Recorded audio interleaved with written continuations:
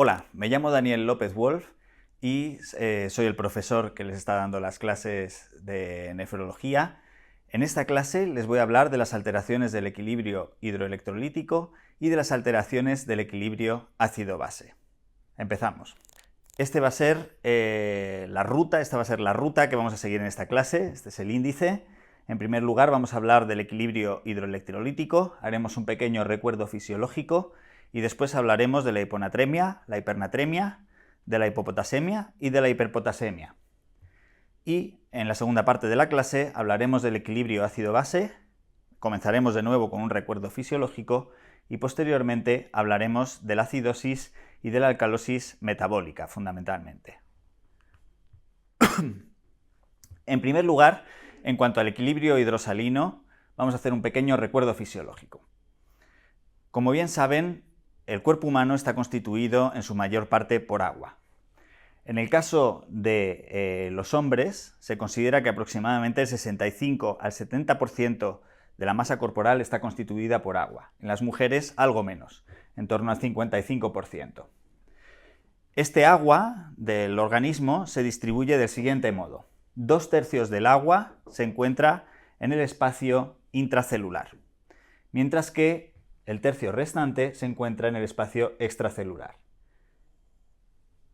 Esta última parte del agua corporal se divide a su vez en el agua que está contenida en el plasma, que es más o menos el 25% del agua extracelular, y el agua que se encuentra en el líquido intersticial, que corresponde al 75% del agua que se encuentra en el espacio extracelular. El metabolismo del agua está regulado por el sistema nervioso central, por el aparato cardiovascular y por los riñones. El objetivo que tiene el organismo, en condiciones generales, es mantener constante la osmolaridad del plasma. La osmolaridad del espacio extracelular depende fundamentalmente de la concentración plasmática de sodio, mientras que la osmolaridad del espacio intracelular depende fundamentalmente de la concentración celular de potasio. Por tanto, esto es un concepto importante. La osmolaridad extracelular depende del sodio en el plasma fundamentalmente y la osmolaridad intracelular depende fundamentalmente de la concentración celular de potasio. Y ambas osmolaridades han de estar equilibradas, han de ser iguales. La osmolaridad plasmática depende también no solo del sodio, sino también de otros solutos como son la urea y la glucosa. Su valor normal es de unos 290 miliosmoles por kilo de agua. Y las variaciones que puede sufrir esta osmolaridad son mínimas. Es decir, el organismo se encarga de mantener este valor de forma muy constante y muy estable. La osmolaridad plasmática se controla fundamentalmente por tres mecanismos: por la aparición de sed, por la secreción de hormona antidiurética o ADH y por el manejo renal del sodio. De manera que cuando la osmolaridad del plasma aumenta, es decir, pasa por encima de 290 miliosmoles por kilo, se van a activar distintos mecanismos para intentar que esa osmolaridad vuelva a bajar a sus valores normales. En concreto, se va a activar la sed para que bebamos agua y por otro lado se va a liberar la hormona antidiurética que va a actuar, como hemos visto en la clase previa, sobre el túbulo colector y va a favorecer así la reabsorción de agua libre, que va a favorecer, por tanto, que la osmolaridad plasmática disminuya. Bien, comenzamos a hablar de distintas situaciones patológicas que se pueden dar en relación con los electrolitos más importantes, que son el sodio y el potasio. Empezamos con la hiponatremia, es decir, aquellas situaciones en las que existe una concentración de sodio más baja de lo normal. En concreto, la hiponatremia se define como una concentración de sodio en plasma por debajo de 135 miliequivalentes por litro. Es con mucho el trastorno hidroelectrolítico que más nos vamos a encontrar en la práctica clínica. La hiponatremia se clasifica habitualmente del siguiente modo. Se clasifica según la osmolaridad plasmática, de manera que tendremos hiponatremias con una osmolaridad plasmática alta, por encima de 295 miliosmoles por litro, hiponatremias con una osmolaridad plasmática normal, de entre 275 y 295 miliosmoles por litro, e hiponatremias con una osmolaridad plasmática baja, es decir, menor de 275 miliosmoles por litro. A este último tipo de hiponatremia es lo que denominamos verdadera hiponatremia, y se clasifica a su vez en otros 3 subgrupos, como veremos ahora mismo. La hiponatremia con osmolaridad plasmática alta se debe habitualmente a la acumulación de solutos que son osmóticamente activos en el plasma, como puede ser, por ejemplo, la glucosa, cuando se produce hiperglucemia, por ejemplo, en los pacientes diabéticos mal controlados, o el manitol, que a veces se administra de forma exógena por los médicos, por ejemplo, en situaciones de hipertensión intracraneal. En estas situaciones pasa agua del compartimento intracelular al extracelular y, por tanto, al acumularse agua en el espacio extracelular, se diluye el sodio plasmático. Son situaciones, de todos modos, relativamente infrecuentes, salvo el caso de la hiperglucemia. La osmolaridad plasmática es normal en aquellos casos de hiponatremia en los que se produce una acumulación de cationes diferentes al sodio en el plasma. Esto puede ocurrir, por ejemplo, en los casos de intoxicación por litio, en la hiperpotasemia, en la hipermagnesemia o en la hipercalcemia. O también se puede producir hiponatremia con una osmolaridad plasmática normal en aquellos casos que denominamos de pseudohiponatremia, que es aquellos casos en los que existe un acúmulo importante de lípidos o de proteínas en el plasma que, al realizar el estudio bioquímico, artefactan la lectura del sodio y, por tanto, vamos a obtener unos resultados del sodio plasmático bajos, pero de forma artefactada, es decir, que realmente el sodio en el plasma puede estar normal. Por eso se llama a estos casos de pseudohiponatremia. Recordar, esta puede aparecer en casos de hiperlipemia o de hiperproteinemia. Y finalmente, como acabamos de decir, existe la hiponatremia con osmolaridad plasmática baja, que es la que podemos considerar la verdadera hiponatremia y que se debe a un exceso de agua y a un déficit de sodio. Esta verdadera hiponatremia se divide, o la podemos dividir a su vez, en 3 distintos grupos, atendiendo al volumen extracelular que encontramos en el paciente. Podemos encontrar hiponatremias con volumen extracelular bajo, con volumen extracelular normal y con volumen extracelular alto. Vamos a verlas una por una. La hiponatremia con volumen extracelular bajo se caracteriza porque encontramos a un paciente que tiene signos de depleción de volumen, está deshidratado. Es decir, vamos a encontrar al paciente con las mucosas secas, con una presión venosa central disminuida y con el signo del pliegue cutáneo positivo, como podemos ver aquí en esta imagen. Las causas de este tipo de hiponatremia, verdadera hiponatremia con volumen extracelular bajo, son fundamentalmente pérdidas de sodio y de agua, que pueden ser o pueden darse a nivel renal o a nivel extrarrenal. Las pérdidas hidrosalinas o las pérdidas de sodio y agua a nivel renal se producen habitualmente debido a tratamientos prolongados o intensos con diuréticos, fundamentalmente las tiacidas, o también a otras causas como la nefropatía intersticial o la insuficiencia suprarrenal.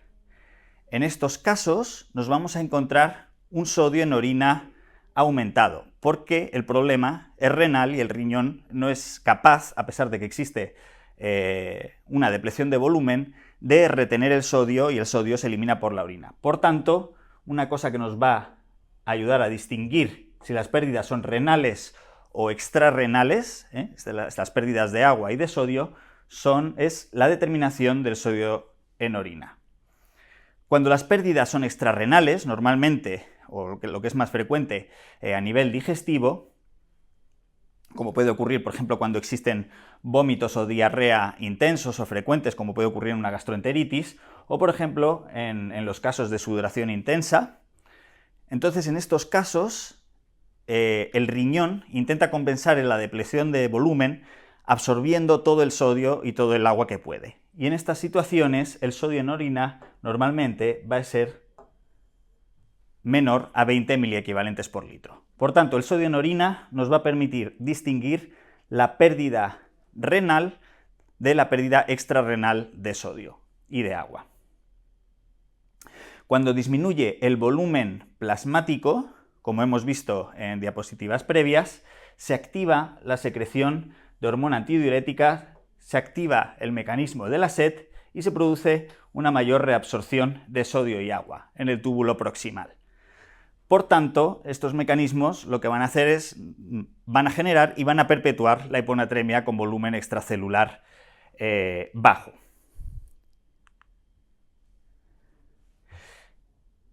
En el caso de las hiponatremias con volumen extracelular alto, la clínica va a ser diferente. En lugar de encontrar a un paciente con signos de depleción de volumen, en lugar de encontrar a un paciente deshidratado, vamos a encontrar a un paciente con la situación contraria, un paciente normalmente con edemas. Las causas habituales son la insuficiencia cardíaca, la cirrosis hepática, si ha producido una descompensación edemocítica, o el síndrome nefrótico. En estos casos, lo que ocurre es que el volumen plasmático efectivo está disminuido porque una buena cantidad de líquido corporal ha pasado a tercer espacio y queda poquito líquido en el plasma. Y por tanto se activan mecanismos compensadores, lo mismo que ocurriría en las situaciones en las que existe una depleción de volumen. Y ello va a dar lugar a que se tienda a reabsorber más sodio y más agua, y pues esto va a favorecer el desarrollo de más edemas. En estos casos, debido a esta activación de los mecanismos compensadores y a esta mayor absorción de sodio en el riñón, el sodio en orina va a estar disminuido. También puede ocurrir o podemos encontrar una hiponatremia con volumen extracelular alto en el caso de una insuficiencia renal avanzada. En este caso el mecanismo es distinto. En este caso aumenta el volumen plasmático efectivo porque el riñón es incapaz de eliminar bien el agua. Y el riñón va a intentar, por así decirlo, disminuir ese volumen plasmático efectivo eliminando sodio. Por tanto, en estos casos el sodio en orina va a estar aumentado, va a ser mayor de 20 miliequivalentes por litro. Finalmente, existe una tercera situación que nos podemos encontrar de verdadera hiponatremia, que es la hiponatremia con volumen extracelular normal. En este caso no vamos a encontrar ni signos de depleción de volumen, ni signos de deshidratación, ni tampoco lo contrario, no vamos a encontrar edemas. La causa de la hiponatremia con volumen extracelular normal es la retención aislada de agua que diluye el sodio del compartimento intravascular. Esto lo ocasiona, o la causa más frecuente de este tipo de hiponatremia es el síndrome de secreción inadecuada de hormona antidiurética. Esta es con mucho la causa más frecuente, pero también podemos encontrar esta situación en distintos trastornos hormonales, fundamentalmente en el hipotiroidismo y en la insuficiencia suprarrenal. Por tanto, si encontramos a un paciente con una hiponatremia con volumen extracelular normal, entre otras cosas habrá que pedir también unas hormonas tiroideas y un cortisol basal. También ocurre o aparece la hiponatremia con volumen extracelular normal en el caso de la polidipsia psicógena, que puede darse habitualmente en pacientes psiquiátricos que presentan potomanía, o también cuando existe una disregulación del osmostato hipotalámico. Bien, ¿cuáles son los signos y los síntomas que aparecen en el caso de hiponatremia? Cuando se produce hiponatremia, se produce una hiperhidratación neuronal, porque pasa agua al interior de las neuronas debido al descenso de la osmolaridad plasmática. En la mayoría de los casos, estas hiponatremias son asintomáticas. solo aparecen síntomas cuando la velocidad de instauración, muy importante, la velocidad de instauración de la hiponatremia es elevada, es decir, cuando se pasa de un sodio normal a un sodio bajo con rapidez. Si la hiponatremia es crónica, aparecen una serie de mecanismos reguladores que evitan el edema cerebral y los síntomas son más larvados. Síntomas que nos podemos encontrar en el caso de la hiponatremia, pues letargo, apatía, desorientación, espasmos musculares, anorexia, náuseas, y si la hiponatremia es más grave o tiene una instauración rápida, ya síntomas graves como agitación, disminución de los reflejos osteotendinosos profundos, hipotermia, y si ya produce la hiponatremia un edema cerebral importante que puede estar determinando una herniación, entonces podemos encontrar ya signos de afectación del tronco del encéfalo, como la respiración de Cheyne-Stokes, la parálisis pseudovulvar, y el paciente, si no se corrige a tiempo esa hiponatremia grave, puede terminar en coma o incluso falleciendo. La muerte en estos casos, como acabo de mencionar, se puede producir por edema cerebral masivo que da lugar a una herniación cerebral, y cuando ésta ya afecta al tronco del encéfalo, pues termina produciendo una parada cardiorrespiratoria. ¿Cómo se trata la hiponatremia? Bien, lo más importante que hay que tener en cuenta en cuanto al tratamiento de la hiponatremia es que esta varía, el tratamiento varía en función del tipo de clínica que tiene el paciente. Si existe clínica neurológica franca, es decir, si aparecen signos de focalidad neurológica, obnubilación, convulsiones, esto significa normalmente que la hiponatremia se ha instaurado con cierta rapidez y las neuronas no han desarrollado mecanismos de adaptación para evitar el edema cerebral. En estos casos tenemos que hacer una corrección rápida de la hiponatremia. Y normalmente, con subir la natremia 4 a 6 miliequivalentes por litro, suelen cesar los síntomas neurológicos. Esta corrección rápida normalmente la hacemos con suero hipertónico al 3%, y lo que hacemos es administrar 100 mililitros, que se pasan en una hora, y comprobamos si desaparecen los síntomas neurológicos, pudiendo repetir esta dosis hasta que se controlan los síntomas. Una vez están controlados los síntomas, ya lo tratamos como una hiponatremia normal con síntomas inespecíficos. Bien, esta es la primera situación. Si hay clínica neurológica importante, tenemos que hacer una corrección rápida. Por el contrario, si hay una clínica que es más inespecífica, como por ejemplo la presencia de astenia, anorexia, vómitos, cuando el paciente está confuso, en este caso las neuronas han desarrollado ya mecanismos adaptativos osmóticos y probablemente esa hiponatremia tiene mucho más tiempo de evolución. En estos casos existe un riesgo importante si corregimos la hiponatremia con mucha velocidad, que es el riesgo de síndrome de desmielinización osmótica o mielinolisis central pontina. Este es un síndrome neurológico que aparece por la corrección rápida de una hiponatremia que ya lleva mucho tiempo de evolución y que se debe a un desequilibrio osmótico importante que produce una afectación neurológica grave secundaria, apareciendo en el paciente síntomas neurológicos como disartria, paresias, disfagia y coma. Y si el cuadro es suficientemente florido, puede llegar a producir una serie de alteraciones neurológicas que posteriormente no son reversibles. Por tanto, si existe clínica inespecífica, sospechar una hiponatremia más crónica y no intentar corregir la hiponatremia de forma rápida, sino corregirla de manera lenta, normalmente a lo largo de al menos un día, para evitar el riesgo del síndrome de desmielinización osmótica o mielinolisis central pontina. Bien, vamos a centrarnos, por tanto, en esta segunda situación de manera un poquito más específica. Si tenemos a un paciente con una hiponatremia crónica, con clínica inespecífica, la trataremos del siguiente modo. Si se trata de una hiponatremia con volumen extracelular aumentado, la causa es una retención hidrosalina y por tanto lo que tendremos que hacer es eliminar agua y sodio. Por tanto, a estos pacientes los vamos a tratar fundamentalmente con restricción hidrosalina. Vamos a pautar que el paciente no beba más de, por ejemplo, medio litro o 1 litro de agua como mucho al día, y lo vamos a tratar también con diuréticos, normalmente diuréticos de asa como la furosemida.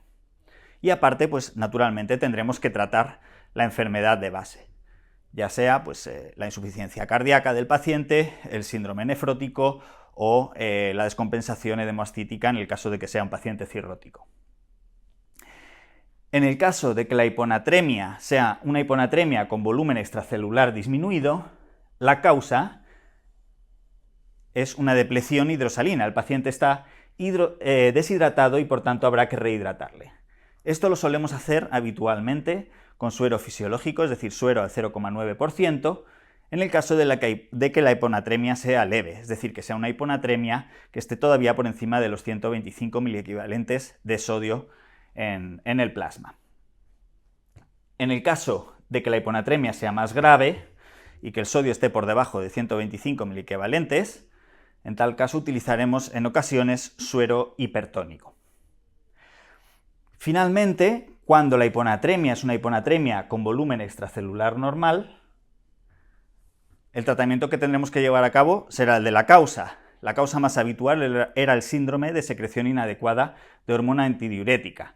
Cuando esta es la causa, el tratamiento se realiza con una dieta con sal, con restricción hídrica una vez más, y con diuréticos, furosemida o, dado que la causa es una secreción inadecuada de hormona antidiurética, podemos utilizar un antagonista de esta hormona, que sería, por ejemplo, el tolvaptan.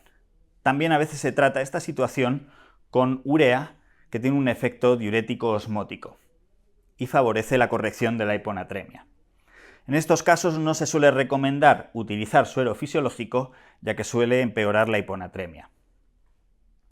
Finalmente, si la causa de esta hiponatremia con volumen extracelular normal es el hipotiroidismo o la insuficiencia suprarrenal, pues tendremos que aplicar el tratamiento sustitutivo correspondiente. Tratamiento hormonal sustitutivo, se entiende. Bien, con esto terminamos la hiponatremia y pasamos a la situación contraria, que es la hipernatremia. Hablamos de hipernatremia cuando tenemos un sodio plasmático por encima de 145 miliequivalentes por litro. Esta situación siempre conlleva hiperosmolaridad y normalmente se debe a la pérdida de agua libre. La hipernatremia crónica en condiciones normales no existe, es decir, en condiciones normales un paciente no va a permanecer con hipernatremia durante mucho tiempo porque rápidamente el organismo va a generar mecanismos de respuesta para tratar de evitar la hiperosmolaridad y la hipernatremia. Estos mecanismos, como ya hemos comentado, fundamentalmente son la activación del mecanismo de la sed y la liberación de hormona antidiurética que va a provocar la reabsorción de agua libre a nivel del riñón y va a favorecer la normalización tanto de la natremia como de la osmolaridad. Sin embargo, hay situaciones en las que sí que puede existir una hipernatremia que se prolongue en el tiempo. Es el caso, por ejemplo, de niños que pueden estar deshidratados pero que no saben pedir agua, no saben solicitar agua para rehidratarse. Puede ocurrir también en el caso de ancianos que tienen alteraciones neurológicas que producen ya una disminución del estímulo de la sed, y puede ocurrir también en adultos que tienen una disminución del nivel de conciencia y que por tanto tampoco pueden expresar su necesidad de beber agua. La hipernatremia también se clasifica en función del volumen extracelular, de manera que tenemos hipernatremias con volumen extracelular bajo, con volumen extracelular alto y con volumen extracelular normal. Las hipernatremias con volumen extracelular bajo se deben a pérdidas de agua o pérdidas de fluidos hipotónicos. Y, una vez más, estas pérdidas pueden ser a nivel renal o a nivel extrarrenal. Cuando las pérdidas son a nivel renal, como se está perdiendo el sodio a través de los riñones, el sodio en orina estará aumentado por encima de 20 miliequivalentes por litro. Esto ocurre en el caso de la utilización de diuréticos osmóticos o, por ejemplo, en el caso del fracaso renal agudo poliúrico. Por el contrario, cuando las pérdidas de agua son a nivel extrarrenal, entonces el riñón intentará reabsorber sodio para aumentar el volumen de agua circulante, por así decirlo, y, por tanto, el sodio en orina será menor de 20 miliequivalentes por litro. Esta es la causa más frecuente de pérdida de agua y de hipernatremia con volumen extracelular bajo. Normalmente son pérdidas de origen gastrointestinal, ¿vale? Por ejemplo, pues por diarreas profusas o por vómitos prolongados, en el caso de una gastroenteritis, en un paciente anciano que, por ejemplo, no es capaz de rehidratarse adecuadamente, pero también puede ocurrir, por ejemplo, en el caso de los grandes quemados que han perdido la barrera de la piel y que, por tanto, se deshidratan a nivel cutáneo. Es decir, se deshidratan a través de la piel. En cuanto a las hipernatremias con volumen extracelular alto, estas se deben normalmente a un aporte excesivo de líquidos hipertónicos. Esta es una situación más infrecuente y ocurre sobre todo si el paciente paralelamente además tiene una insuficiencia renal. Ocurre, por ejemplo, cuando se administran soluciones hipertónicas al paciente, cuando se administra nutrición parenteral o en el caso de pacientes que se ahogan en agua salada y han ingerido grandes cantidades de agua salada. Y finalmente tenemos aquellas situaciones de hipernatremia con volumen extracelular normal. Este tipo de hipernatremia se da fundamentalmente debido a una patología, que es la diabetes insípida, que sería lo contrario al síndrome de secreción inadecuada de hormona antidiurética. En este caso, la hormona antidiurética, o ADH, no logra ejercer su acción sobre los riñones y, por tanto, no se logra retener agua libre. Existen dos tipos de diabetes insípida. Una que es la diabetes insípida central, que se debe a la ausencia de secreción de hormona antidiurética, y existe también la diabetes insípida nefrogénica, que se debe a una resistencia a la acción de la hormona antidiurética a nivel de los túbulos renales. Bien, en cuanto a la clínica de la hipernatremia, una vez más, la gravedad de los síntomas de la hipernatremia depende de la rapidez de la instauración de la misma. Cuando existe un aumento del sodio y de la osmolaridad en el plasma rápido, el riesgo fundamental es que exista una salida de agua rápida de las neuronas y esto puede provocar esta deshidratación neuronal, que se produzcan la rotura de vasos a nivel cerebral y que se produzcan, por tanto, hemorragias intracraneales. Esta sería una de las manifestaciones más graves. Pero bueno, en cualquier caso, lo habitual en un paciente que empieza a desarrollar hipernatremia y que no se corrige es que empiece con síntomas más larvados como letargia, sueño, que empiece a estar irritable, y si la hipernatremia se perpetúa en el tiempo y empeora, pues que empiezan a aparecer otros síntomas como temblores, convulsiones y coma. Se necesita una elevación aguda del sodio por encima de 158 miliequivalentes por litro para que aparezcan las primeras de estas manifestaciones. Y cuando la hipernatremia ya es grave, por encima de 180 miliequivalentes por litro, estos valores ya se asocian a una alta mortalidad.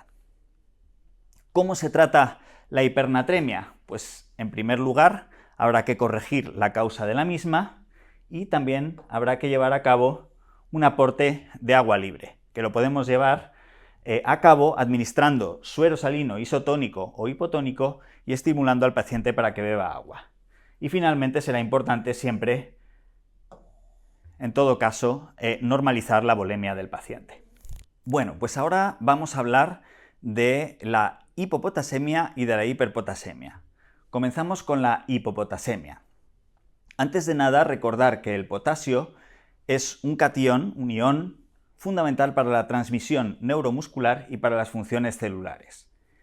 El 98% del potasio se encuentra en el espacio intracelular. El aporte de potasio normalmente viene a través de la dieta y lo que solemos ingerir son unos 60-80 miliequivalentes de potasio al día. Y es muy importante recordar que casi toda la eliminación del potasio es a través de los riñones. Aproximadamente el 90% de la eliminación del potasio del organismo es por excreción renal. Solo un 10% se elimina por el sudor y por las heces. Comenzamos con la hipopotasemia. La hipopotasemia es la concentración plasmática de potasio por debajo de 3,5 miliequivalentes por litro. La causa más frecuente son las pérdidas de potasio sumadas a un aporte insuficiente del mismo. Y es una situación que encontramos muy frecuentemente cuando existen vómitos de repetición, diarreas profusas o cuando se utilizan ciertos diuréticos de forma prolongada como los diuréticos de asa o las tiacidas. Pero también se puede producir hipopotasemia cuando existe una redistribución del potasio, cuando pasa el potasio del espacio extracelular al espacio intracelular. ¿Cuáles son las causas de la hipopotasemia? Pues bien, hay muchas posibles causas. Una posible causa es la falta de aporte, que la encontramos en las situaciones de desnutrición grave. Normalmente en pacientes, por ejemplo, con anorexia nerviosa. La otra causa, como hemos comentado, es la redistribución al espacio intracelular. Esta redistribución se produce ante diversas situaciones. En situaciones de alcalosis, ¿de acuerdo?, en la que existe un intercambio de iones de potasio por hidrogeniones, de manera que para compensar la alcalosis se sacan hidrogeniones del interior de las células y salen al espacio extracelular y estos se intercambian por cationes de potasio que se introducen en la célula y por tanto de manera secundaria se produce una hipopotasemia. El tratamiento con insulina también puede ser una causa de hipopotasemia porque la insulina introduce también el potasio dentro de las células. También la descarga de catecolaminas en situaciones de estrés como puede ser un delirium tremens, un postoperatorio o un infarto agudo de miocardio. Los fármacos beta-adrenérgicos también producen hipopotasemia porque favorecen la introducción del potasio al interior de las células. Y también el tratamiento con la vitamina B12 en casos de anemia megaloblástica grave o el tratamiento con estimulantes de la producción de neutrófilos, dado que favorecen la producción de células a nivel de la médula ósea y estas células van a incorporar potasio a su interior, pues también pueden favorecer la aparición de una hipopotasemia. Otras causas muy importantes, o quizás las más frecuentes de hipopotasemia, son las pérdidas de potasio. Y una vez más, las pérdidas de potasio pueden ser tanto renales como extrarrenales. Las pérdidas extrarrenales de potasio habitualmente son de causa gastrointestinal. Por un lado, los vómitos de repetición producen con frecuencia hipopotasemia. Ello se debe a que con los vómitos, al eliminar mucho ácido clorhídrico y eliminar así muchos hidrogeniones que se encuentran en el jugo gástrico, pues van a producir una alcalosis metabólica. Y la alcalosis metabólica de manera secundaria va a ocasionar una hipopotasemia. También se producen pérdidas renales de potasio cuando existe una diarrea profusa y prolongada, cuando se utilizan laxantes de forma frecuente o en los casos en los que existen fístulas intestinales o drenajes. En estos casos, al contrario de lo que ocurre con los vómitos, lo que suele existir junto con la hipopotasemia es una acidosis metabólica. Por otro lado, como hemos dicho, puede haber pérdidas de potasio a nivel renal. Esto ocurre, por ejemplo, cuando utilizamos diuréticos de asa como la furosemida, por ejemplo, o también es muy frecuente en el caso de las tiacidas, como la clortalidona y la hidroclorotiacida.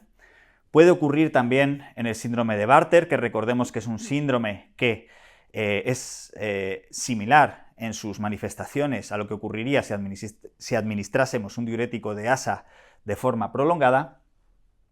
Y ocurre también en ciertos casos de acidosis metabólica producida por acidosis tubulares renales, las acidosis tubulares renales tipo 1 y tipo 2. Otras causas de hiponatremia menos frecuentes son la nefropatía pierde sal, la anfotericina B y también la hipomagnesemia. Bueno, la hipomagnesemia no es tan infrecuente y aquí hay una cuestión importante, y es que cuando tenemos un paciente con hipopotasemia debemos de comprobar siempre cómo son los niveles de magnesio, debido a que si existe hipomagnesemia será muy importante corregir el magnesio, porque de otra manera, aunque demos suplementos de potasio, nunca vamos a lograr corregir la hipopotasemia de forma adecuada. Por tanto, siempre que tengamos una hipopotasemia, deberemos comprobar bien siempre los niveles de magnesio paralelamente. ¿Qué clínica produce la hipopotasemia? Bueno, la hipopotasemia leve normalmente no suele producir síntomas. Suele aparecer más cuando encontramos una hipopotasemia ya por lo menos moderada o severa, por debajo de menos de 3 miliequivalentes por litro. En estas situaciones se producen cambios en el potencial de membrana de los tejidos excitables, y esto tiene gran importancia sobre todo a nivel del tejido cardíaco, porque puede producir arritmias ventriculares graves y estas arritmias pueden producir la muerte del paciente, sobre todo si el paciente está en tratamiento con digoxina o tiene una cardiopatía importante predisponente a las arritmias.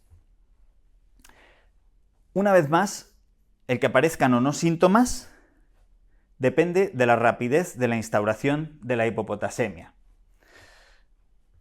Es muy importante, cuando existe una hipopotasemia, intentar determinar la causa, y para ello pues tendremos que hacer una buena historia clínica, evaluar muy bien la volemia y comprobar cuál es la eliminación urinaria de potasio.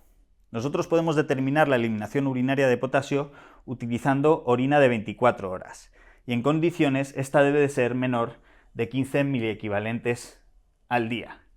Pero esto en la práctica pues suele ser algo más dificultoso, y cuando estamos ante una hipopotasemia grave a veces no tenemos 24 horas de tiempo, es decir, no podemos esperar 24 horas a obtener unos resultados. Por tanto, lo que podemos hacer es obtener solo una muestra de orina, y el potasio en una muestra puntual de orina nos puede orientar hacia la causa de la hipopotasemia.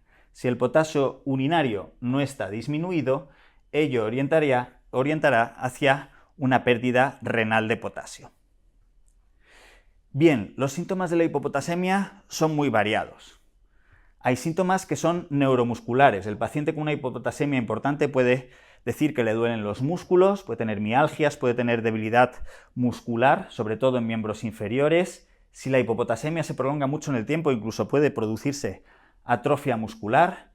También se puede producir una disminución de la peristalsis intestinal, y por tanto puede aparecer estreñimiento o incluso hilo paralítico, y en ocasiones incluso se puede producir rabdomiólisis si la hipopotasemia es grave. A nivel del sistema nervioso central, la hipopotasemia grave y prolongada puede producir letargia, irritabilidad, que el paciente empiece con síntomas psicóticos, y también puede favorecer la encefalopatía hepática en pacientes que tengan ya una insuficiencia hepatocelular avanzada, por aumento de la producción de amonio a nivel renal. A nivel renal, la hipopotasemia prolongada puede producir también ciertos efectos, puede producir diabetes insípida nefrogénica por resistencia a la hormona antidiurética, y puede producir nefropatía intersticial o incluso quistes renales. Esto en los casos de una hipopotasemia crónica. Pero lo más importante en el caso de la hipopotasemia son las alteraciones que puede producir a nivel cardíaco. La hipopotasemia, como hemos dicho, si es grave y se mantiene en el tiempo, pues puede dar lugar a arritmias cardíacas. En condiciones normales, las alteraciones electrocardiográficas que vamos a encontrar, normalmente secuenciales, son las siguientes cuando existe una hipopotasemia. Va a aparecer inicialmente una onda U de más de 1 milímetro en el electrocardiograma. Vamos a comprobar cómo las ondas T van a ir aplanándose poquito a poco, se va a producir posteriormente una depresión del segmento ST, y a medida que avanza la hipopotasemia se va ensanchando el QRS, se va prolongando el espacio o el intervalo QT y el espacio PR. Finalmente, todo esto aboca a la aparición de arritmias ventriculares con mucha frecuencia que pueden producir la muerte del paciente. Este tipo de arritmias están favorecidas sobre todo en aquellas situaciones en las que el paciente toma digoxina y está intoxicado por este fármaco. Finalmente, a nivel metabólico, la hipopotasemia puede producir intolerancia a los hidratos de carbono debido a que pues la hipopotasemia produce una disminución en la secreción de insulina y, por tanto, se van a digerir peor los hidratos de carbono. Y también puede producir de manera secundaria alcalosis metabólica. ¿Cómo se trata la hipopotasemia? Bien, aquí hay que tener en cuenta varias cosas. La reposición de potasio ha de realizarse con precaución. Tenemos que tener cuidado de no pasarnos al otro lado y de no producir hiperpotasemia. Por tanto, no debemos de pautar un tratamiento y dejarlo pautado por más de un día, sino que debemos de hacer controles, por lo menos diarios, hasta que consigamos un control adecuado del potasio. La vía para reponer el potasio preferente es la vía oral. En la medida de lo posible, siempre dar suplementos de potasio por vía oral para reponer ese potasio que le falta al organismo. Los suplementos de potasio por vía oral normalmente tienen formas de sales. El de elección es el cloruro potásico, que normalmente se administra con un zumo o después de ingerir alimentos para evitar irritabilidad gástrica. Pero hay otras sales de potasio, como el ascorbato potásico, el citrato potásico o el bicarbonato potásico. Es importante no olvidar el tratamiento de la causa de la hipopotasemia, ¿vale? Y como ya hemos mencionado, en el caso de que exista hipomagnesemia, hay que corregir paralelamente ese déficit de magnesio, que normalmente se suele asociar a hipocalcemia, porque si no corregimos los niveles de magnesio, no vamos a lograr corregir los niveles de potasio. ¿Cuándo vamos a utilizar la vía intravenosa para tratar una hipopotasemia? Pues en diferentes situaciones. Cuando existe una intolerancia a los suplementos de potasio por vía oral, cuando existe un ilio paralítico, que a veces es también causa de la hipopotasemia, cuando existe una hipopotasemia severa por debajo de 2,5 miliequivalentes por litro, o cuando ya aparecen manifestaciones cardiológicas de la hipopotasemia, por ejemplo, cuando existen arritmias, o cuando hay un infarto agudo de miocardio, o cuando el paciente además recibe un tratamiento con digoxina. En las hipopotasemias graves, de menos de 2,5 miliequivalentes por litro, la reposición con cloruro potásico intravenoso se debe de hacer teniendo en cuenta varias cosas. En primer lugar, el potasio ha de administrarse con suero salino. No se debe administrar con suero glucosado porque si le damos glucosa al paciente, la glucosa va a estimular la secreción de insulina y la insulina va a tender a introducir el potasio dentro de las células. Por lo tanto, si damos el potasio con suero glucosado, vamos a favorecer que ese potasio se meta dentro de las células y no vamos a lograr corregir bien la hipopotasemia.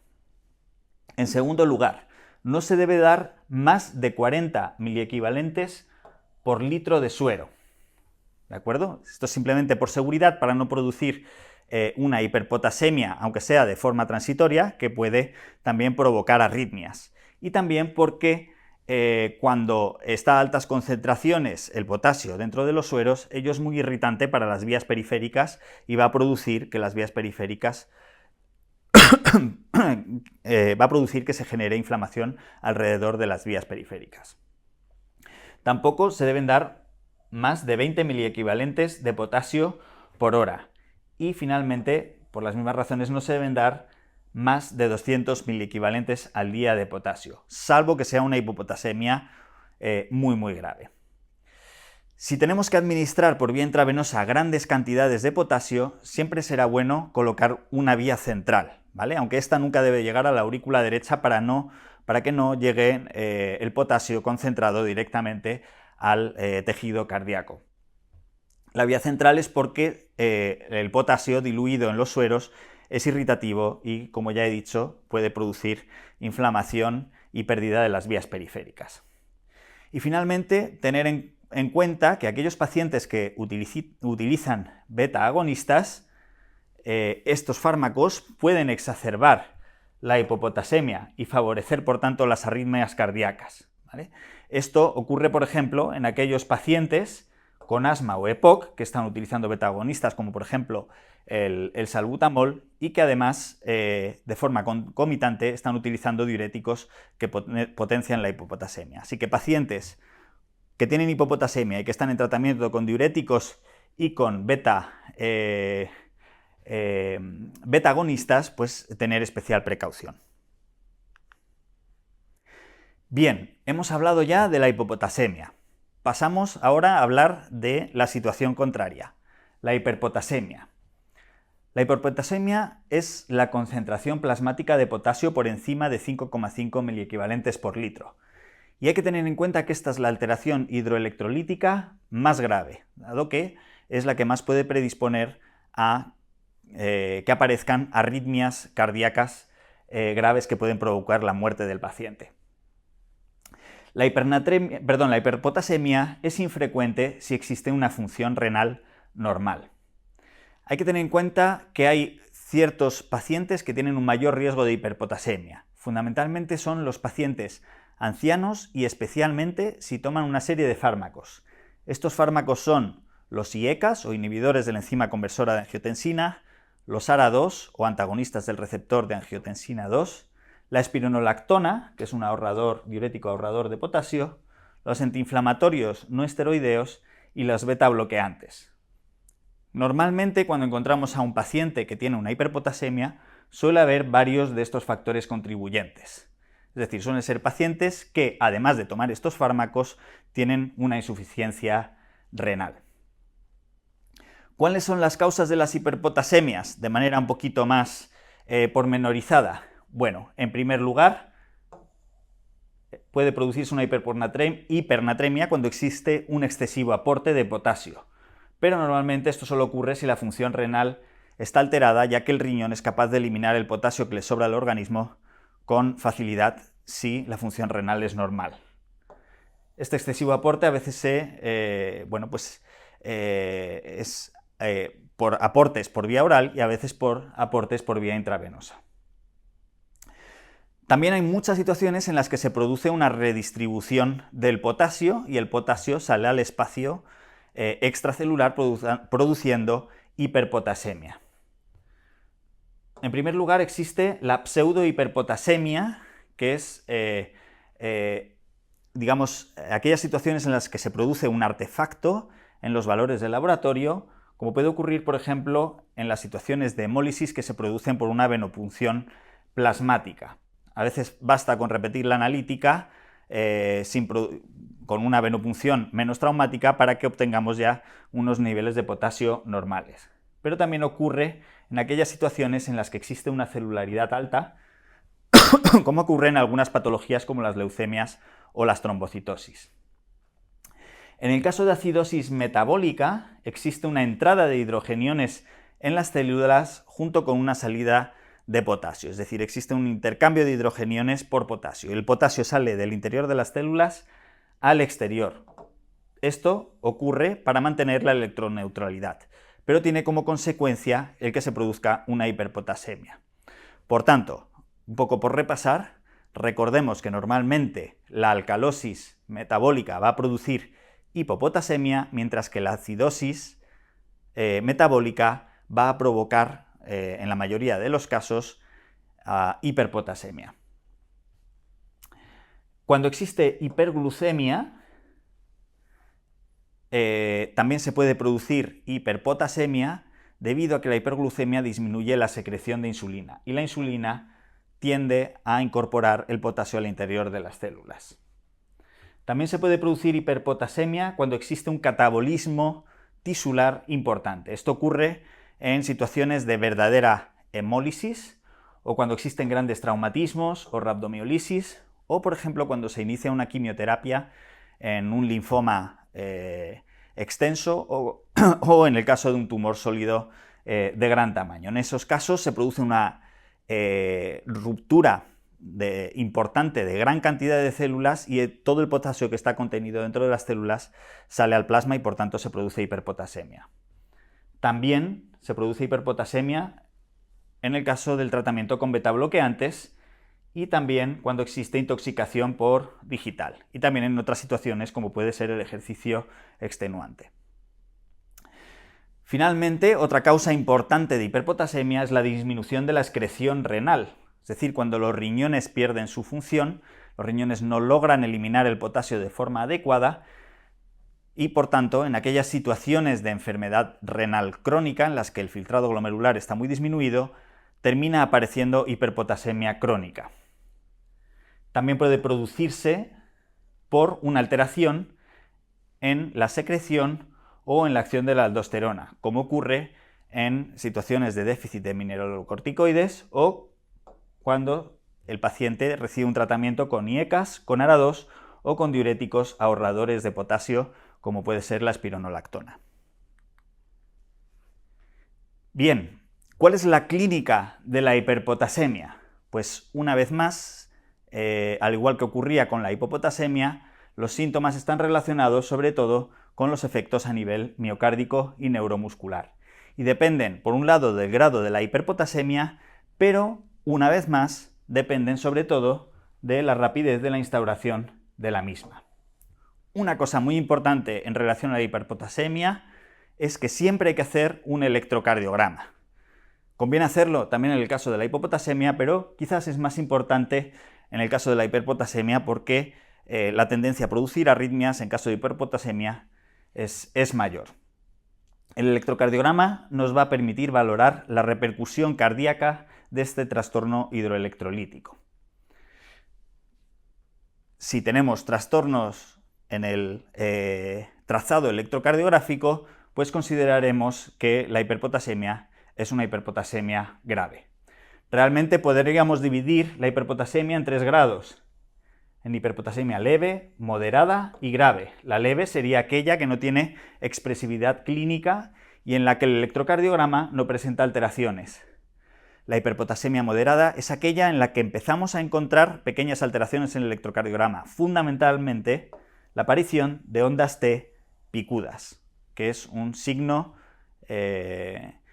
muy característico de la hiperpotasemia. Y finalmente, consideraremos que la hiperpotasemia es grave cuando aparecen otras alteraciones electrocardiográficas como el ensanchamiento del QRS o la desaparición de la onda P.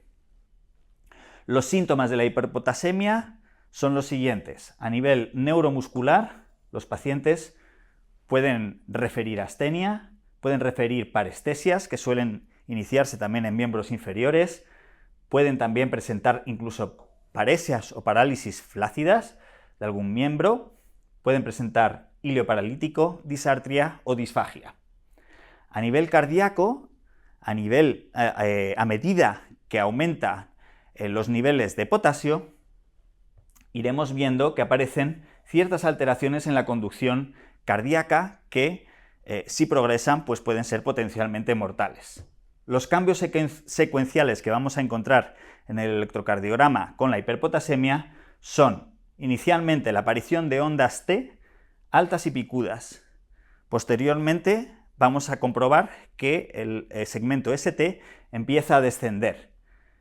Posteriormente empieza a ensancharse el QRS, aumenta el intervalo PR, se alarga también el intervalo QT y finalmente terminan apareciendo arritmias que pueden ser potencialmente mortales. ¿Cómo se trata la hiperpotasemia? Pues esto depende de las manifestaciones clínicas y de las alteraciones que encontremos en el electrocardiograma. La cifra de potasio no es tan importante porque la susceptibilidad a presentar arritmias es muy diversa de un paciente a otro y 2 pacientes con el mismo nivel de potasio, pues uno puede presentarlas y el otro no. Por tanto, es siempre muy importante hacer un electrocardiograma y echarle un vistazo. Ante alteraciones del electrocardiograma y o importante debilidad muscular, tendremos que considerar que la hiperpotasemia es grave y, por tanto, que existe un riesgo de arritmia importante y debemos de hacer un tratamiento inmediato. Mirar siempre el electrocardiograma. Los objetivos del tratamiento de la hiperpotasemia son 3 fundamentalmente. Por un lado, antagonizar los efectos sobre el corazón, y esto lo hacemos administrando gluconato cálcico, dado que el gluconato cálcico, el calcio, ¿vale? Fundamentalmente, lo que va a provocar es una estabilización de las células del miocardio. Y va a evitar así el que se produzcan arritmias indeseadas. Por otro lado, el segundo objetivo será forzar el paso de potasio al interior de las células. Y ello lo vamos a conseguir administrando insulina junto con glucosa. Normalmente se administra la glucosa con la insulina diluida en el suero glucosado, y administrando también salbutamol. Y en el caso de que exista acidosis metabólica, administraremos también bicarbonato sódico. Y en tercer lugar, el tercer objetivo del tratamiento de la hiperpotasemia es forzar la eliminación de potasio, y esto lo podemos conseguir mediante resinas de intercambio iónico, como el resin-calcio, por ejemplo, mediante diuréticos de asa, como puede ser la furosemida, mediante agonistas de la aldosterona, o ya en situaciones graves en las que no conseguimos reducir las cifras de potasio, mediante hemodiálisis. En concreto, el patrón de acción que podemos seguir podría ser el siguiente. En casos leves de hiperpotasemia, cuando el potasio normalmente suele estar entre 5,5 y 6 miliequivalentes por litro, aunque como decía antes esto es variable, utilizaremos fundamentalmente diuréticos y resinas de intercambio orales, o también en forma de enema.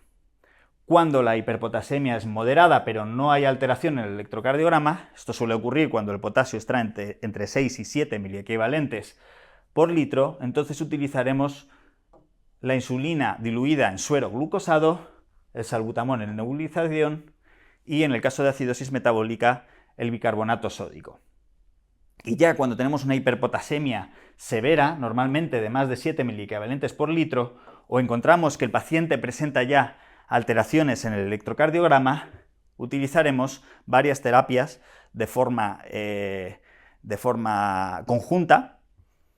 Utilizaremos por un lado el gluconato cálcico para estabilizar las células del miocardio, utilizaremos glucosa con insulina, el bicarbonato sódico, salbutamol en nebulización, o a veces incluso por vía intravenosa, aunque hay que tener cuidado con esto también.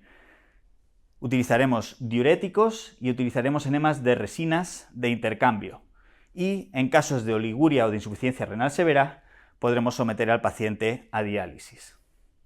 Dos cuestiones finales relacionadas con la hiperpotasemia.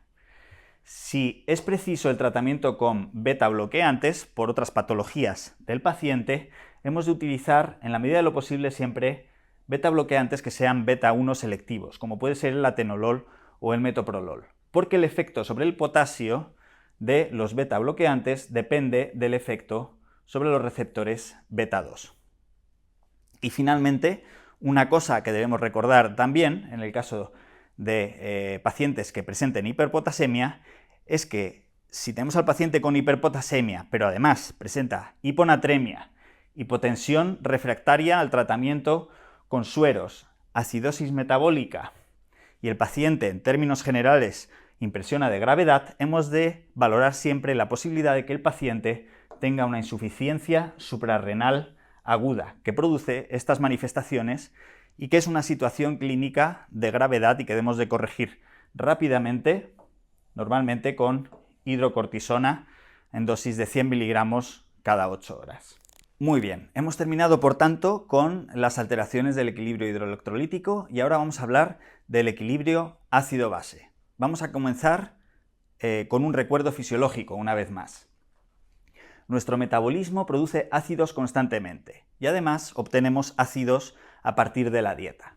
Pero sin embargo, nuestro organismo mantiene el pH constante normalmente entre 7,35 y 7,45. Gracias a los denominados sistemas buffer o sistemas tampón, que compensan los excesos o defectos de hidrogeniones y regulan de esta manera el pH. Estos sistemas fundamentalmente son la hemoglobina, el bicarbonato, el fosfato y otros. Cuando se altera el pH, existen dos mecanismos de compensación que lleva a cabo el organismo. Uno lo lleva a cabo los pulmones y otro lo llevan a cabo los riñones. Los pulmones tienen un mecanismo de compensación más rápido. Aumentan o disminuyen la ventilación pulmonar y con ello regulan el nivel de dióxido de carbono, modificando, como he dicho, la ventilación alveolar. De manera que si aumentan la ventilación va a bajar el dióxido de carbono y si disminuye la ventilación va a aumentar el dióxido de carbono porque se elimina en menor cantidad a través de los pulmones. El segundo mecanismo de compensación de las alteraciones del pH lo llevan a cabo los riñones. Este mecanismo es más lento y lo que hacen los riñones es modificar la concentración de bicarbonato, reabsorbiéndolo o bien regenerándolo a nivel del túbulo renal. En general y a nivel de nomenclatura, hablamos de trastornos metabólicos, por ejemplo, acidosis o alcalosis metabólica, cuando lo primero que se altera es el bicarbonato. Y hablamos de trastornos respiratorios cuando el trastorno inicial es una alteración en los niveles de la presión parcial de dióxido de carbono.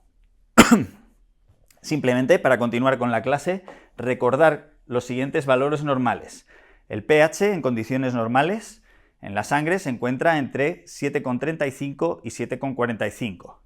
La presión parcial de dióxido de carbono suele ser de 35 a 45 milímetros de mercurio. Y las concentraciones de bicarbonato normales suelen ser de 21 a 30 miliequivalentes por litro. Bien, vamos a hacer un pequeño repaso rápido sobre cómo se producen las distintas situaciones de alcalosis o acidosis y cuál es el mecanismo o la alteración inicial que se produce y cuál es el mecanismo compensatorio que intenta llevar el pH a una situación normal otra vez. En el caso de la acidosis metabólica, la alteración inicial es una disminución del bicarbonato.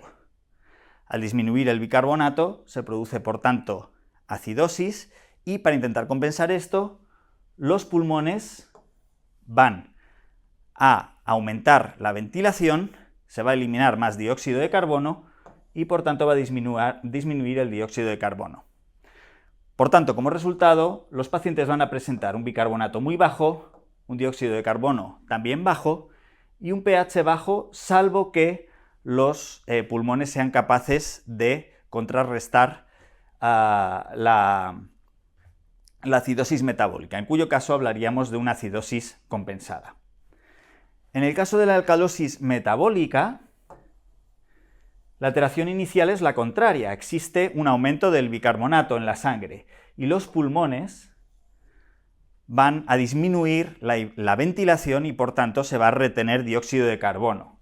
Y esta retención de dióxido de carbono va a intentar compensar la situación de alcalosis.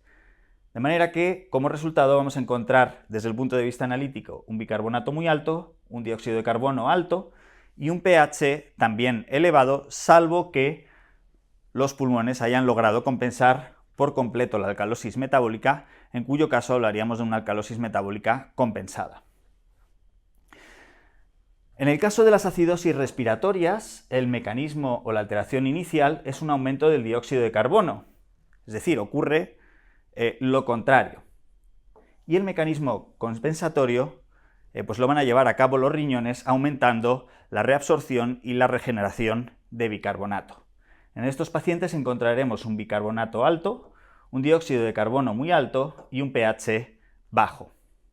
Y en el caso de las alcalosis respiratorias, el mecanismo inicial es que existe una disminución del dióxido de carbono, los riñones lo van a intentar compensar disminuyendo el bicarbonato en la sangre y nos vamos a encontrar como resultado, a nivel analítico, un bicarbonato bajo, un dióxido de carbono muy bajo y un pH alto.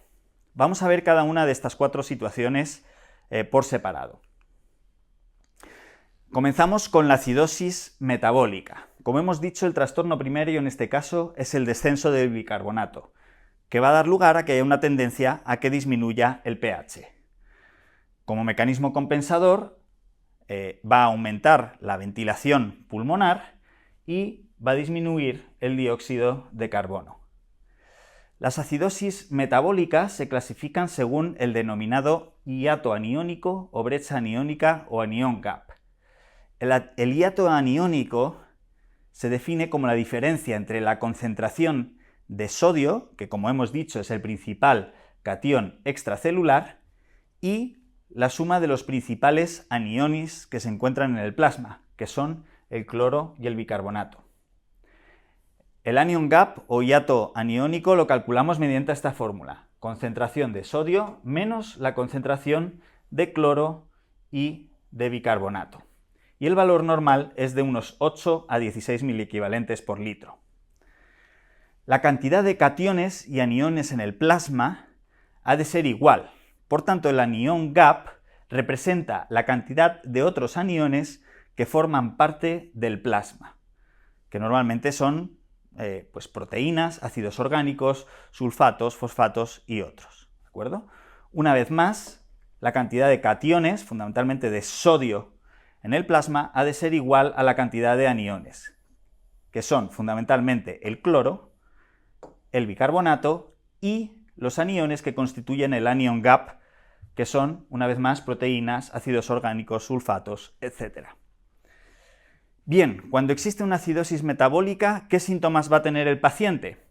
Pues bien, como se va a estimular la ventilación pulmonar para tratar de compensar esa acidosis metabólica, disminuyendo los niveles de dióxido de carbono en el plasma, pues el paciente va a presentar taquipnea y polipnea.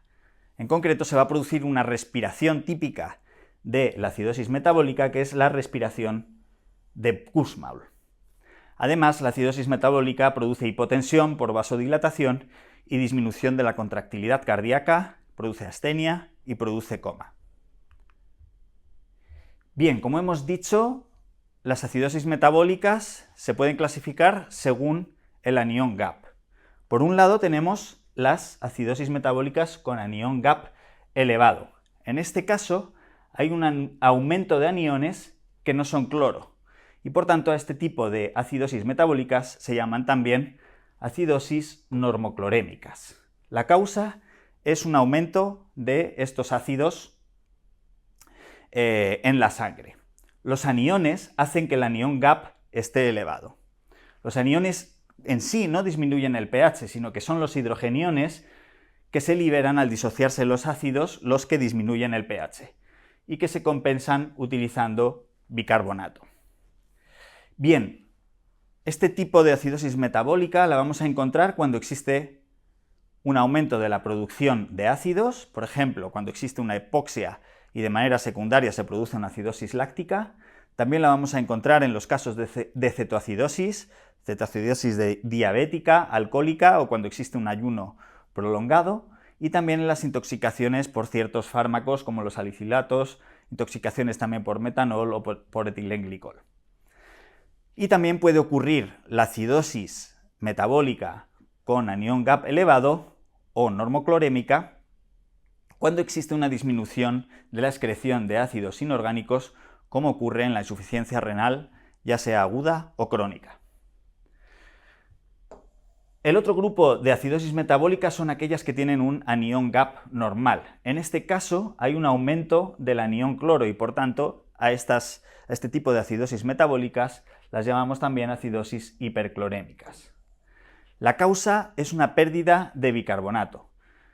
Puede deberse a pérdidas tanto digestivas como renales de bicarbonato. Para mantener la electroneutralidad, pues aumenta la reabsorción renal del cloro, y por eso el cloro está aumentado y a este tipo de acidosis metabólicas se les llama acidosis hiperclorémicas.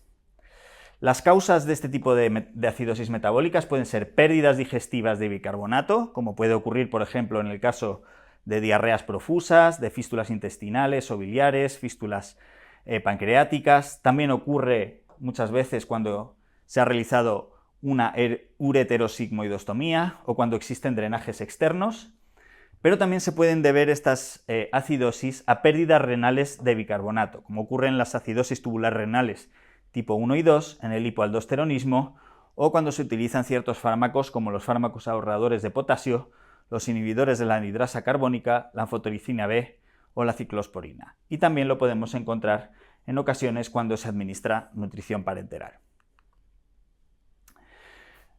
Bien, pasamos así a la alcalosis metabólica. En este caso, como ya hemos mencionado, el trastorno primario es un aumento del bicarbonato, que produce una tendencia a aumentar el pH, y como mecanismo compensador se va a producir una hipoventilación pulmonar, se va a deprimir el centro respiratorio para que se acumule dióxido de carbono y se intente compensar esa alcalosis. Las causas pueden ser varias. Por un lado, a veces se acompaña esta alcalosis metabólica de depleción de volumen y de déficit de cloro. Esto ocurre, por ejemplo, en los vómitos de repetición o cuando hay un tratamiento con diuréticos de asa o tiacidas, o en el adenoma velloso, si es un adenoma velloso hipersecretor, también en situaciones en las que existe hipoparatiroidismo o a veces con el tratamiento con penicilina.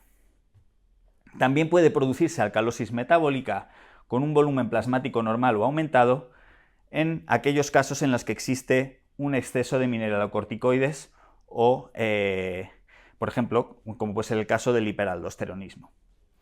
Y, finalmente, puede producirse alcalosis metabólica también cuando se administran de forma intensa alcalinos, por ejemplo, bicarbonato por vía oral o en el síndrome de leche alcalinos que ocurre cuando se administran grandes cantidades de suplementos de calcio y vitamina D. Bueno, y ya para finalizar vamos a hablar de las acidosis y alcalosis respiratorias, que no están tan relacionadas con la patología renal, pero conviene mencionarlas brevemente. La acidosis respiratoria es aquella en la que el trastorno primario es un aumento del dióxido de carbono, es decir, existe una hipoventilación alveolar que va a dar lugar a que se acumule dióxido de carbono. Ello va a producir una tendencia a que el pH disminuya y, como mecanismo compensador, los riñones van a intentar reabsorber y producir más bicarbonato para intentar llevar el pH a un valor normal. Las causas de este trastorno pues suelen ser patologías que producen una depresión del centro respiratorio, como pueden ser fármacos sedantes, alteraciones del sistema nervioso central, el síndrome de Pickwick, también enfermedades del aparato respiratorio, una parada cardiorrespiratoria prolongada que se ha recuperado o las enfermedades neuromusculares. En cuanto a la alcalosis respiratoria, en este caso, el trastorno primario es la disminución del dióxido de carbono, es decir, una situación de hiperventilación en la cual se va a eliminar de forma excesiva el dióxido de carbono. Ello va a provocar una tendencia a que el pH aumente y como mecanismo compensador, los riñones van a intentar disminuir la reabsorción y la producción de bicarbonato. Esto puede ocurrir en diversas situaciones que provocan hipoxia, como puede ser una neumonía, un tromboembolismo pulmonar, una crisis de asma, el encontrarse a grandes alturas, una ventilación mecánica excesiva, la insuficiencia cardíaca o una situación de edema agudo de pulmón franco. También puede ocurrir en situaciones en las que se estimula el centro respiratorio, por ejemplo, en ciertos trastornos del sistema nervioso central, como la meningoencefalitis o traumatismos craneoencefálicos importantes o tumores cerebrales, también cuando se administran ciertos fármacos como las teofilinas o los salicilatos, o también cuando existen alteraciones metabólicas como pueden ser fiebre, sepsis, anemia grave, hipertiroidismo, embarazo. Y finalmente puede ocurrir también ante situaciones de crisis de ansiedad en las que se hiperventila mucho o también en situaciones en las que hay un dolor intenso no controlado, en las que también hay una tendencia a la hiperventilación que va a producir de manera secundaria la alcalosis respiratoria. Bien, pues con esto hemos hablado de los trastornos que se producen